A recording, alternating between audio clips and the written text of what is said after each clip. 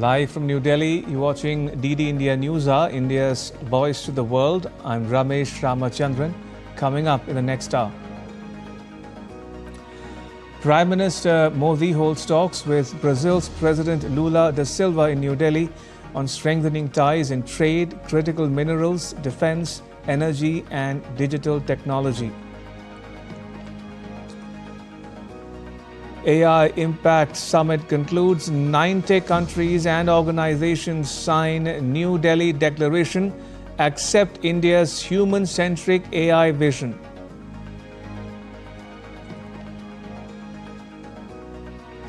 US President Trump signs a global 10% tariff on all countries hours after the country's top court ruled that his levies on imports are illegal.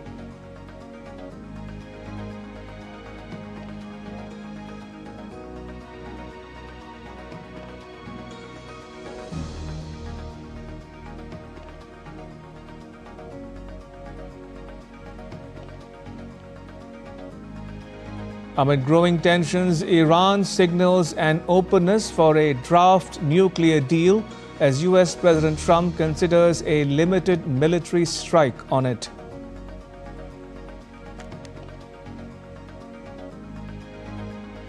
And in sports, Super 8 matches of the T20 Cricket World Cup begin. India to face South Africa on Sunday.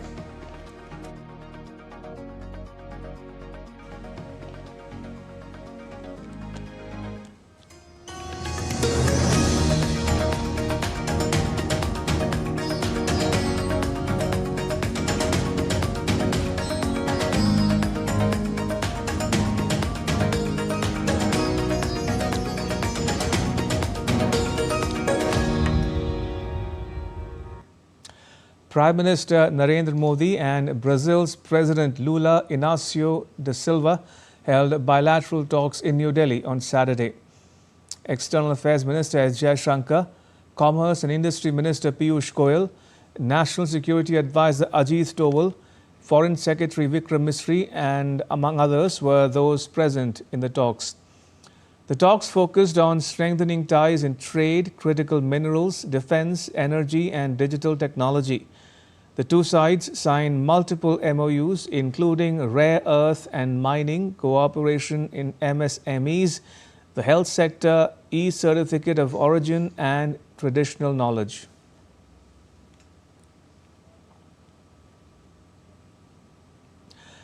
Earlier, Brazil's President Lula was accorded a ceremonial welcome at the forecourt of Rashtrapati Bhavan.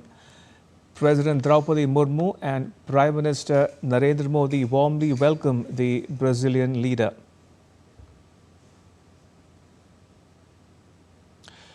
The visiting dignitary also paid floral tributes to Mahatma Gandhi, the father of the nation, at his memorial at Rajghat in New Delhi.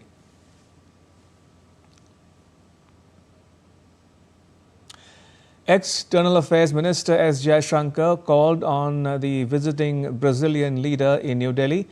The minister deeply appreciated Brazil's warm sentiments and guidance on advancing strategic partnership between the two countries. The minister also showed confidence that President Lula's meetings with Prime Minister Modi will help further strengthen the bilateral relations.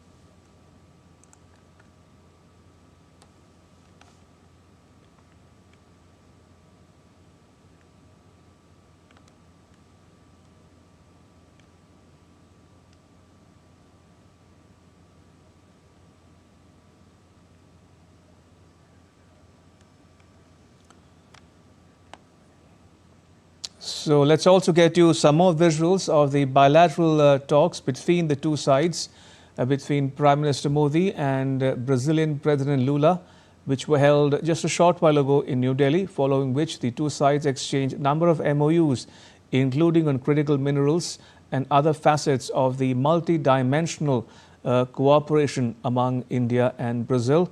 We saw a number of agreements being signed by the visiting ministers accompanying the two leaders. including the ambassadors of the two countries. The talks were held at Hyderabad House in New Delhi, and these are the visuals of the exchange of agreements signed towards the end of the delegation-level talks between the two sides in New Delhi.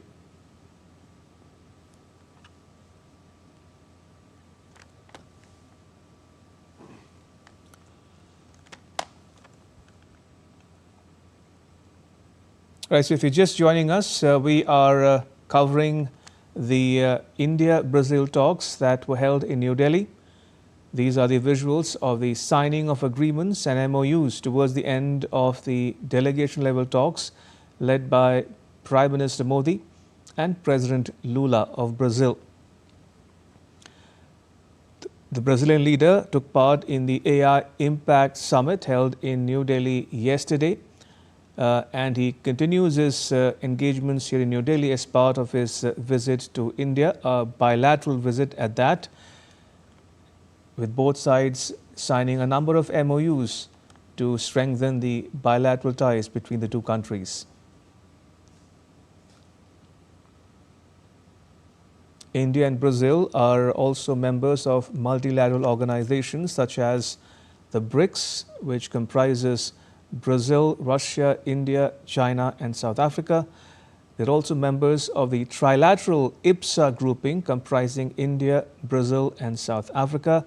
Both countries are also part of the G4, the G4 countries that are pushing for UN reform in general and UN Security Council reform in particular. Right, joining me is my colleague Jessica Taneja, who covered that joint press statement for us. Jessica, talk to us about the big takeaways from that event.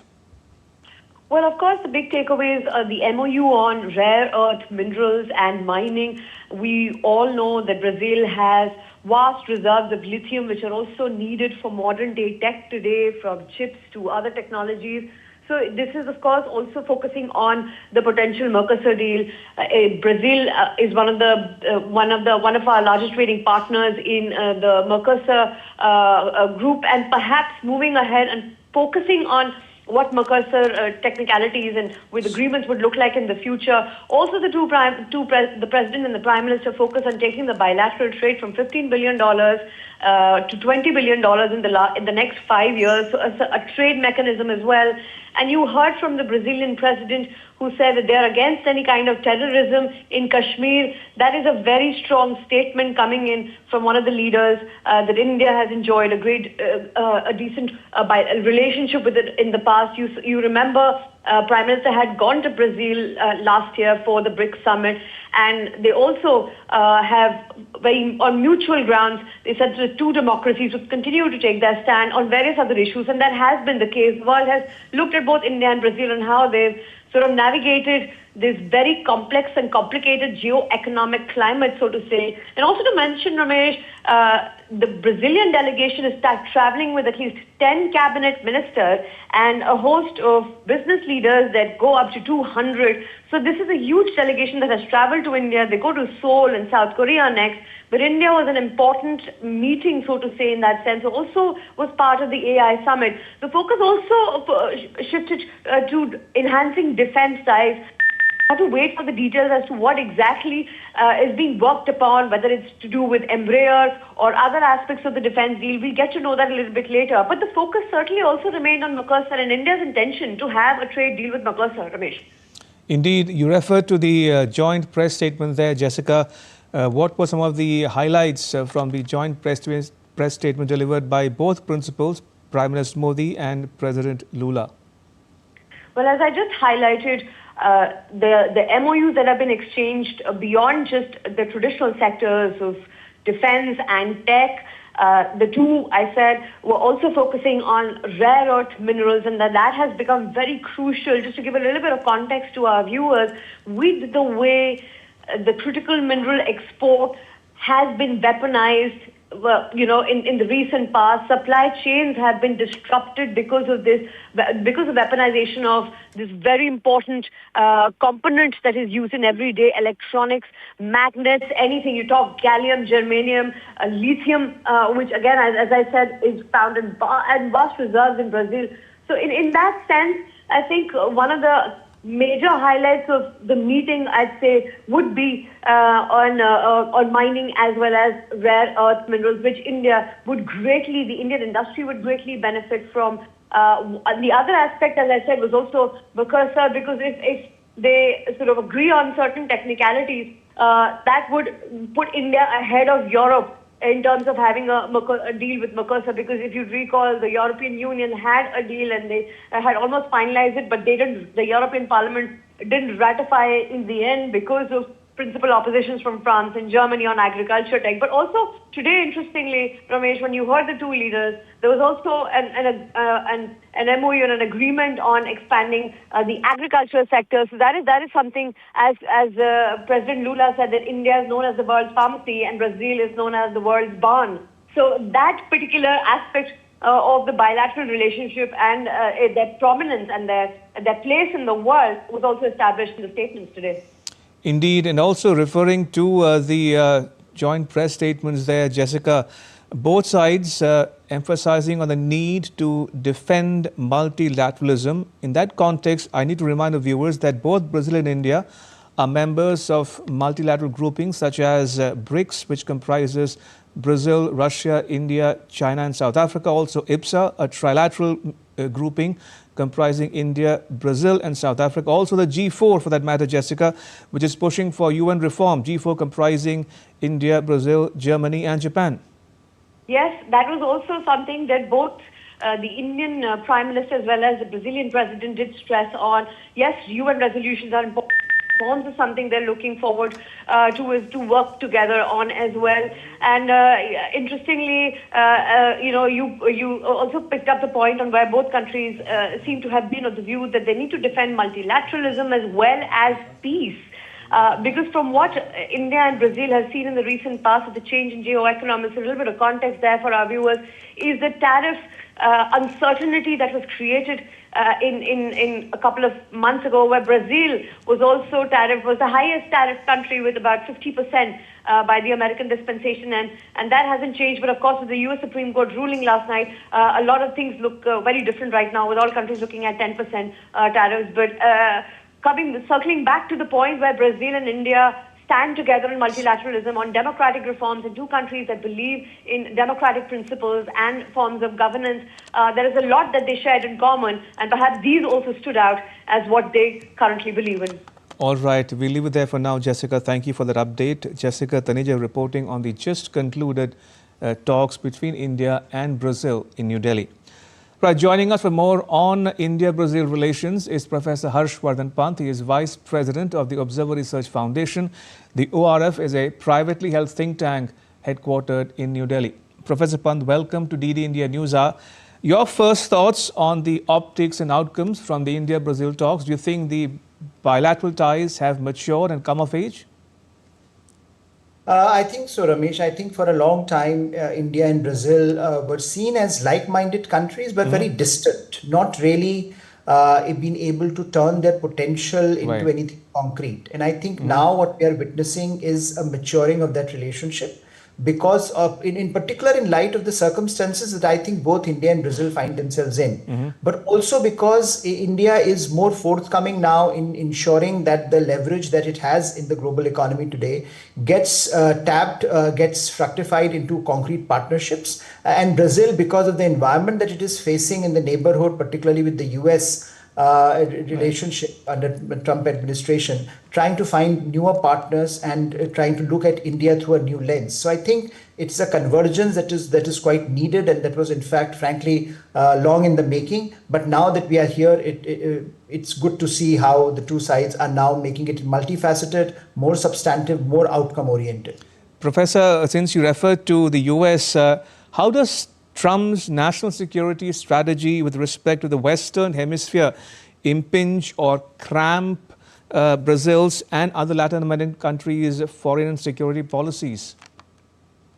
I think it harks back to the age of Monroe Doctrine. Of course, we now call it Monroe Doctrine, but it harks back to that age where America wanted to have a very tight control over the Western Hemisphere, and therefore, in that spirit, it restricts the strategic autonomy available to countries in the region. And I think for Brazil, that has long prided itself on being a very independent actor. Particularly, if you see, President Lula's approach to global politics, to U.S. relations, he had always stood firm against protecting and preserving that strategic autonomy. I think this is certainly a moment of great consternation, a moment where the Western Hemisphere and countries like Brazil have to recalibrate their ties, rethink their relations with the U.S. and craft their relationship with the rest of the world. And I think, therefore, this outreach to India is very important and very timely and substantive, because I think what Mr. Lula is trying to send out a message that America may try to do, or Trump administration may want to do what it wants to do in the Western Hemisphere, but countries like Brazil, that are huge countries, that are significant countries, that are countries with great leverage in the global south, have alternatives, have options and choices that they will not hesitate from taking forward. And I think in the India-Brazil engagement that has moved significantly up in the ladder, this signifies that commitment to preserving that element of a strategic autonomy in Brazilian foreign policy, as the Trump administration tries to clamp down even more on the Western Hemisphere. Professor Pant, you referred to the perception of Latin America being a distant land. In a sense, distance is a handicap when it comes to India's ties with Latin America. But the same is not true for North America, be it the US or Canada. So what can be done to increase engagement with Latin America in general and Brazil in particular, in terms of maybe trade, people-to-people ties, connectivity maybe? I think at a number of levels, the two nations have to work towards each other. And I think it starts from being aware of each other's potential. Right. And I think in this day and age, certainly when diversification is becoming such an important element of foreign policies of countries, both for Brazil and for India, it is important that we leverage each other in trade policy, in economic policy. Critical minerals, for example, is a big topic of conversation between India and Brazil, and India and Latin America. And I think that element where we need to tap into the reservoir of resources that both sides have. India is the fastest growing major economy in the world. Brazil, which has enormous potential when it comes to critical resources, I think becomes a partnership that in some ways natural in today's environment. So I think first thing is that we need to be aware of each other's potential. Indeed. I don't think we are at the moment. So therefore, our people-to-people ties also lag behind. Not many academic institutions engage with each other. Not many, you don't have scholar exchange programs. You don't have student exchange programs. You don't have that awareness of how important Brazil is in certain sectors in India. And in Brazil, likewise, they don't have an awareness of how critically important India has become in the global economic architecture. So I think it starts from there. And, right. and kind of high-profile visits do a lot to make people aware of how important the two nations are and how they should be leveraged. So information and I think trade, much more needs to be done than we are talking about. And I think this visit certainly sets the agenda very categorically in that regard. Absolutely. And talking of tapping into the full potential of the bilateral ties, Professor Pant, both countries, India and Brazil, swear by multilateralism. They are both members of the Global South, of BRICS, of IPSA, of the G4 in particular, which is pushing for UN reform. So is there scope for doing more on the multilateral front by these two countries? Absolutely. I think reform multilateralism that India has been pushing forth is certainly a requirement for both India and Brazil. The institutional architecture, the multilateral architecture is crumbling, and both Brazil and India have been strong votaries of multilateralism. But now that it is not working, we simply can't continue to bemoan the fact that it is not working. What needs to be done is to create newer platforms. And what you mentioned, we need to revive and we need to make alive the possibilities that exist in platforms like BRICS, IPSA, G20, because these are the alternatives that we have to the present day status at the UN, for example, and the UN-led international institutional framework. So I think certainly both countries with similar worldviews on global South, and as India led a G20, it passed the baton on to Brazil, and Brazil had taken that initiative forward. So I think both India and Brazil are convergent in that regard, that we want to bring global South to the global development agenda, to global governance agenda. And I think there that leadership is very important. And I think IPSA also needs to be given greater thought, even as India has the BRICS presidency this year, which will allow for many more possibilities this year for India and Brazil to talk to each other, to bring their agenda to the center stage of global governance frameworks. But I think IPSA also is an important platform where three democracies, India, Brazil, and South Africa, converge in significant ways. And I do think that in so many ways, we started by talking about strategic autonomy, to multi-alignment, to multipolarity, to multilateralism. All of that, are embedded in the way foreign policy visions of the two nations are articulated. And I think that is the vision that the two nations should be taking forward through these many multilateral platforms that are available to them, and that are becoming increasingly more potent as the UN system is crumbling and as the UN system is being trampled upon by the major powers. Professor Pant, pleasure as always to talk to you. Thank you for your time and sharing your perspectives with our viewers at home and abroad. Appreciate it. Right, time for a very short break. Keep watching DD India News Hour. Don't go anywhere.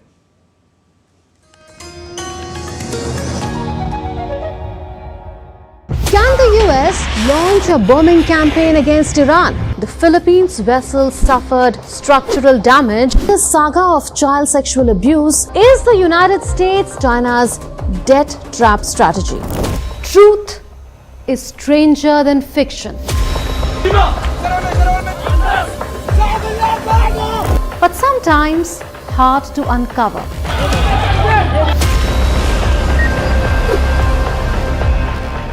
Trust us to tell the truth, unadulterated and pure, of every story that matters to you.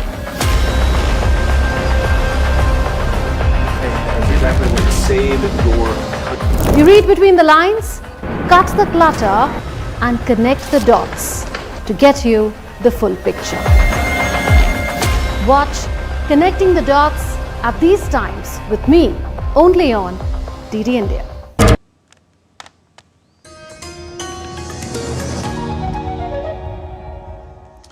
Welcome back. You're watching DD India News Hour. I'm Ramesh Ramachandran. The AI Impact Summit officially concluded on Saturday. 90 countries and organizations signed the New Delhi Declaration. India's Electronics and IT Minister Ashwini Vaishnaw visited the India AI Impact Summit on Saturday. And talking to media, the minister praised Prime Minister Modi's vision of human-centric AI, widely accepted by other world leaders.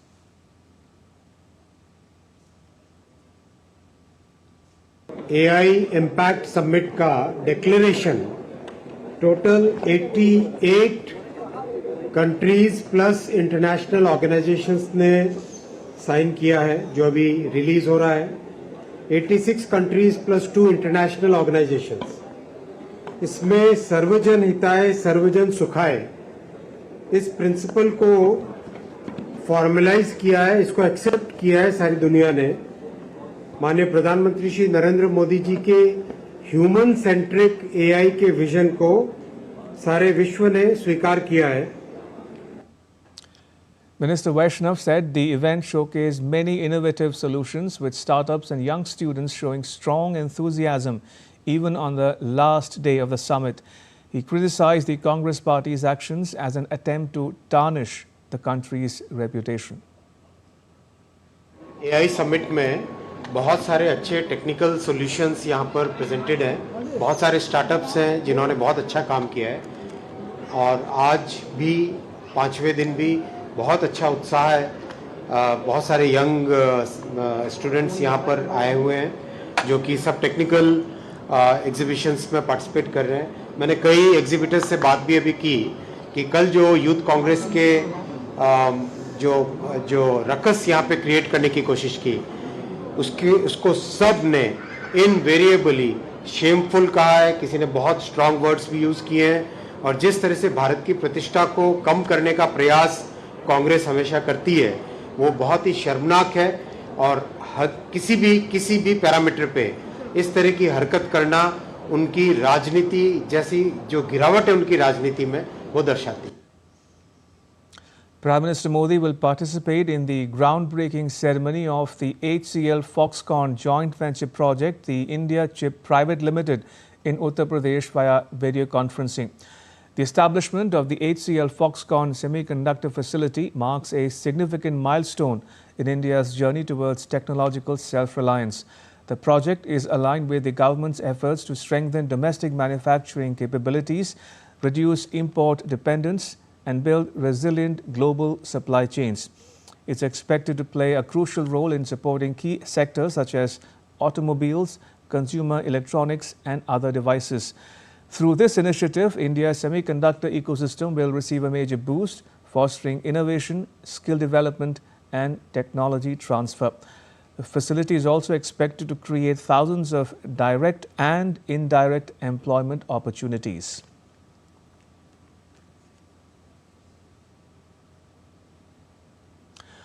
Home Minister Amit Shah on Saturday participated in the Raising Day parade of the Central Reserve Police Force in the northeastern city of Guwahati. Around 1,400 CRPF personnel across 8 contingents took part in the parade, showcasing the force's operational strength, equipment, and preparedness. At the event, the minister highlighted hotspots that had previously threatened the nation's internal security, noting that the government has since successfully established peace in those regions over the years. He congratulated and thanked the CRPF for their courage. 12 साल पहले इस देश में 3 बड़े hotspot थे जो देश की आंतरिक सुरक्षा के लिए नासूर बनकर उभरे थे। जम्मू कश्मीर, वामपंथी उग्रवाद माओवादी क्षेत्र और हमारा उत्तर पूर्व। और आज तीनों जगह पे कमोबेश शांति स्थापित करने में हमें सफलता मिली। मैं फिर से एक बार बहुत बहुत मनपूर्वक सीआरपीएफ के सभी जवानों को मनपूर्वक अभिनंदन करना चाहता हूं। India's Deputy Permanent Representative to the United Nations, Yojana Patel, delivered a statement at the intergovernmental negotiations on UN Security Council reforms, focusing on categories of membership. The ambassador said the Council has failed to meet core responsibilities on peace and security. She emphasized that reforms must include expansion of permanent membership, saying that without it, the process would be incomplete. She rejected proposals that introduce a third category, saying that they risk pushing real reform decades into the future. She insisted that any restructuring must correct, not worsen, existing imbalances. Any reform that does not result in the expansion of the permanent category would be incomplete, unjust, and ignorant of the aspirations of an overwhelming number of member states, particularly those who are reform-centric. Second, the need for expansion of both categories is self-evident. The number of permanent to non-permanent members changed from 5 versus 6 to 5 versus 10 during the only marginal reform of the Council more than 6 decades ago. Even then, there was no expansion in the permanent category. This resulted in accentuating the imbalance between the two categories, disproportionately enhancing the salience of the permanent category. Consideration of a third category is a red herring that is intended to delay the process further and derail the path towards reform entirely, or deliberately seek a suboptimal outcome that would push real reform many decades into the future to the detriment of the legitimacy, credibility, and relevance of the UN. India has always approached IGN in a forward-leaning and flexible manner in order to realize the vision of real reforms. U.S. President Donald Trump imposed an additional 10% tariff on imports into the U.S. on Friday after the country's top court struck down many of the global tariffs he had raised last year. President Trump signed executive orders late on Friday local time to impose new tariffs starting on Tuesday under Section 122 of the 1974 Trade Act, partly replacing tariffs of 10% to 50% under the 1977 International Emergency Economic Powers Act that the top court declared illegal and ending collection of the now banned duties. Today I will sign an order to impose a 10% global tariff under Section 122 over and above our normal tariffs already being charged.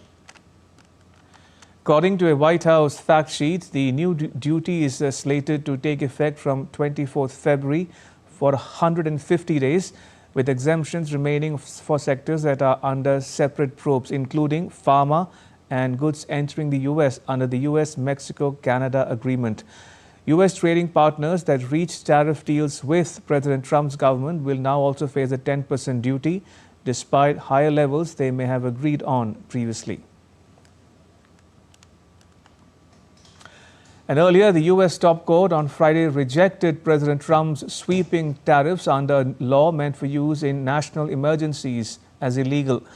In a 6-3 ruling, the court said the tariff policies under the International Emergency Economic Powers Act are unconstitutional, officially striking down the global tariffs President Trump introduced since April last year. The judges ruled that the president did not have the authority under the law to impose import tariffs on goods from nearly all the U.S. trading partners. The voting upheld that it's the right of the legislature to impose taxes, not the president. On the same day, President Trump called the Supreme Court decision a disgrace to the country.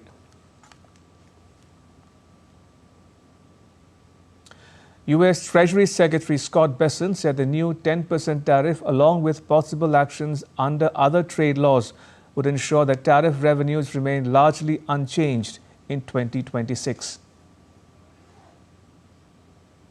6 justices simply ruled that IEEPA authorities cannot be used to raise even $1 of revenue.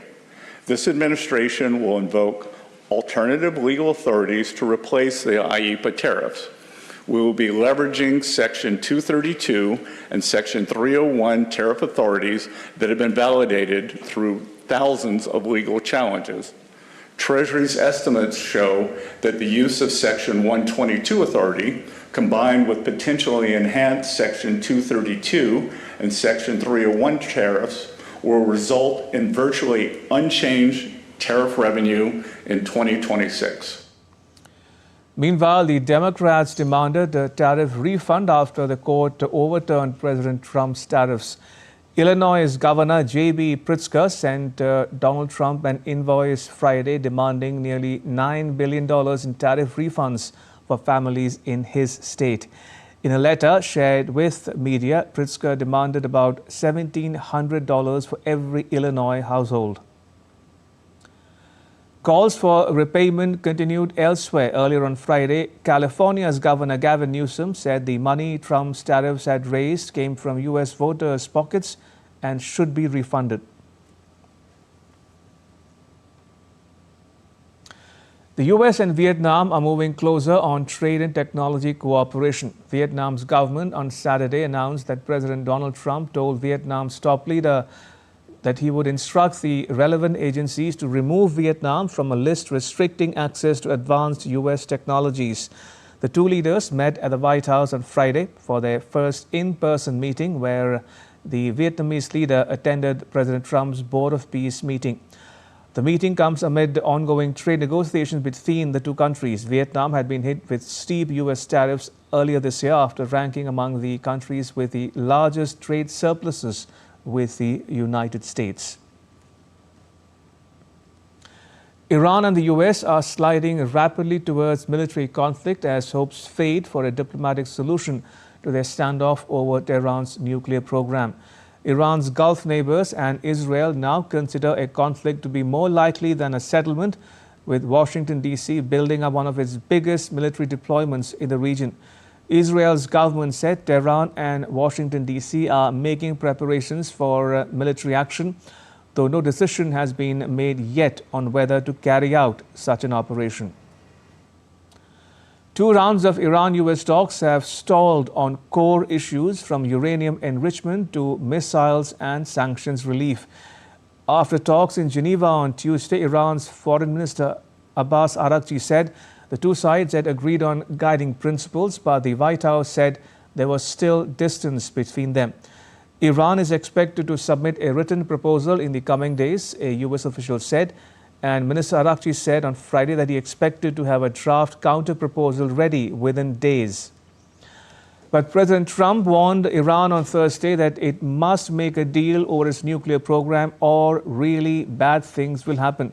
U.S. officials say President Trump has yet to make up his mind about using military force, although he acknowledged on Friday that he could order a limited strike to try to force Iran into a deal. U.S. Secretary of State Marco Rubio is due to meet Israeli Prime Minister Benjamin Netanyahu on 28th February to discuss about Iran. A U.S. official said it would be mid-March before all U.S. forces were in place.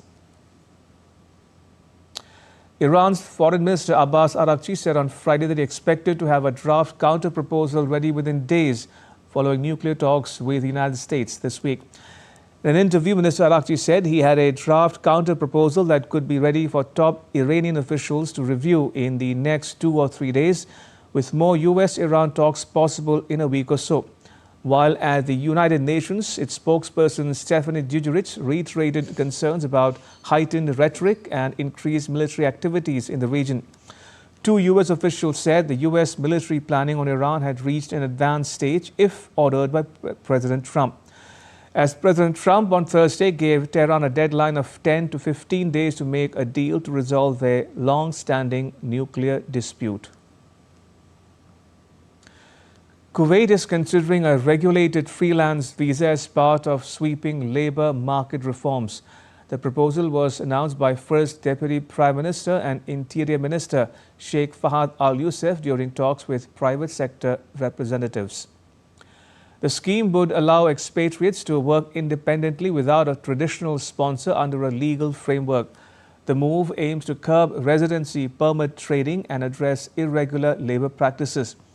It also seeks to manage rising wages in low-skilled sectors where daily earnings have climbed sharply. The reform could benefit Kuwait's large Indian expatriate community, estimated at over 1 million. Initial plans suggest the first phase will cover basic professions with annual fees ranging between 750 and 1,000 Kuwaiti dinars.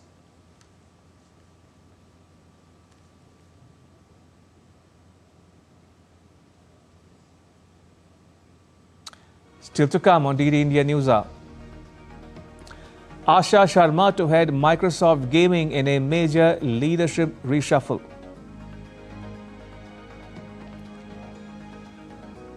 And former world boxing champion Floyd Mayweather to come out of retirement for his first official fight in nearly a decade. And 21st February is International Mother Tongue Day. We get you a special report.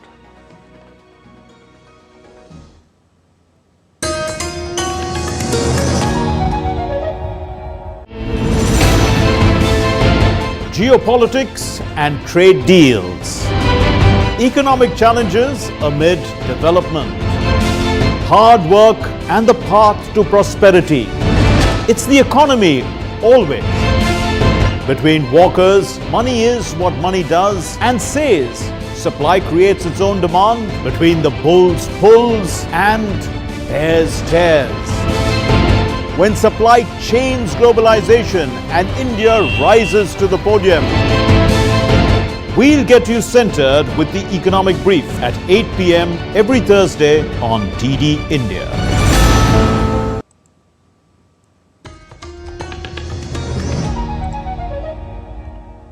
Welcome back. You're watching DD India News Hour. I'm Ramesh Ramachandran. Microsoft has announced the retirement of longtime Xbox chief Phil Spencer. Former Instacart COO Asha Sharma assumed the role of CEO of Microsoft Gaming on Saturday. reporting to CEO Satya Nadella, while Matt Booty was named Chief Content Officer. Xbox President Sarah Bond is also stepping down. The changes come as Microsoft prioritizes cloud computing and artificial intelligence growth. Spencer led Xbox for 12 years, overseeing key acquisitions including Activision Blizzard and expanding the brand to over 500 million monthly users. The company says it is entering a new phase focused on innovative business models and gaming experiences.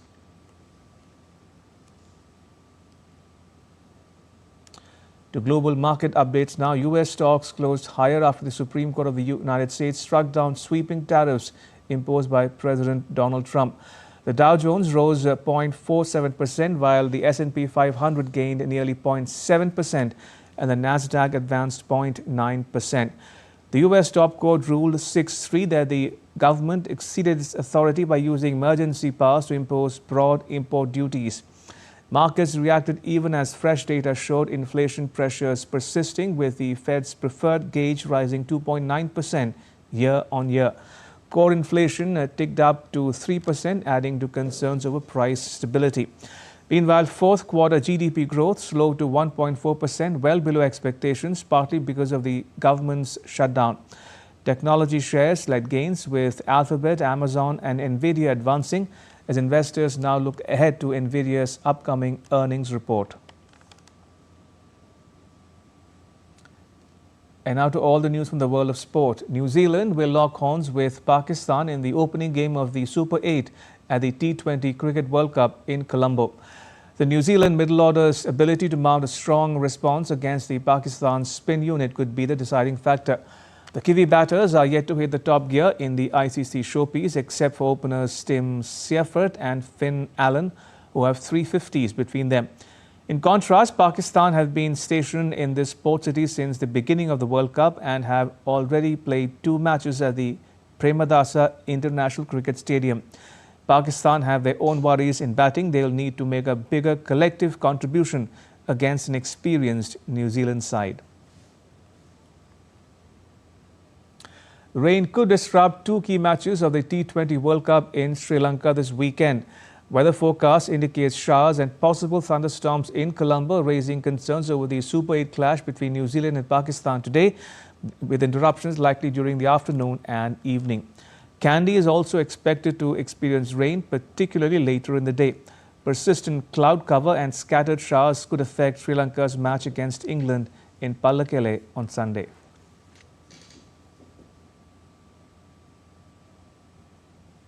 Former multi-weight world boxing champion Floyd Mayweather will come out of retirement this year for his first official fight in nearly a decade.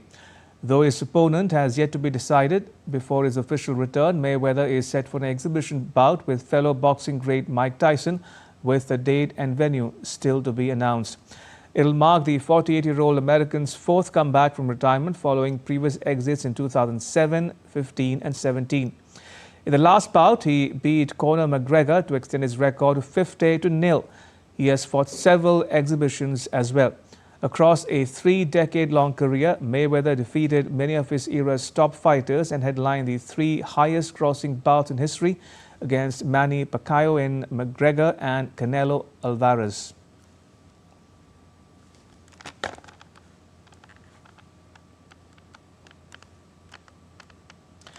On the 21st of February, the world observes International Mother Tongue Day, a day that celebrates linguistic diversity and promotes multilingual education. The 2026 theme, Youth Voices on Multilingual Education, highlights the role of young people in shaping inclusive learning environments through their languages. Here's a special report.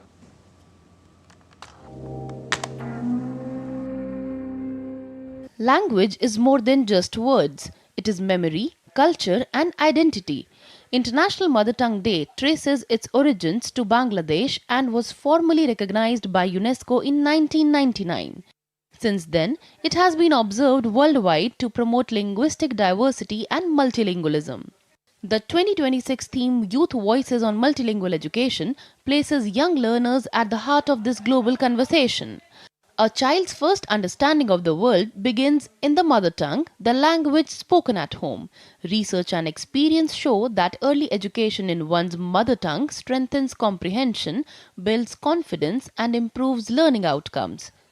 India stands as one of the world's most linguistically diverse nations. With more than 1,600 mother tongues spoken across the country, language forms the foundation of its cultural richness. The Constitution of India recognizes 22 major languages under the 8th schedule, while hundreds of other languages and dialects continue to thrive across regions.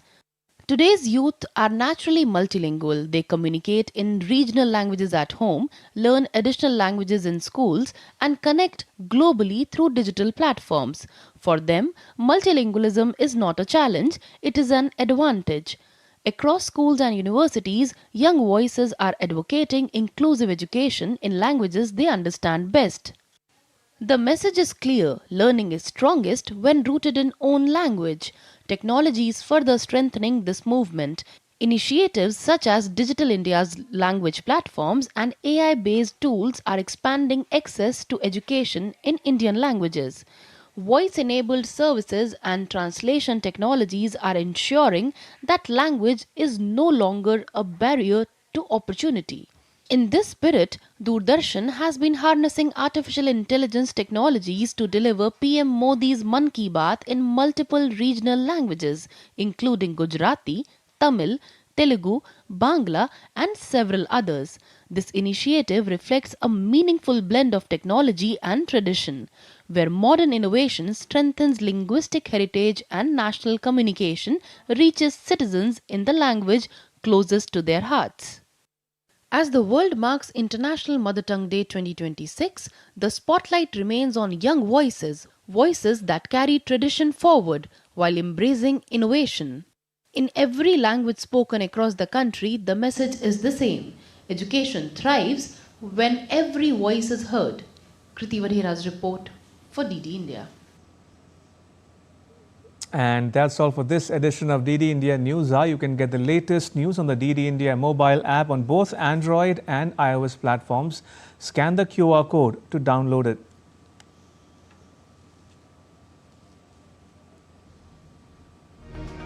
And we'll be back with more news as it breaks. I'm Ramesh Ramachandran. From all of us here in New Delhi, thanks for watching DD India News Hour.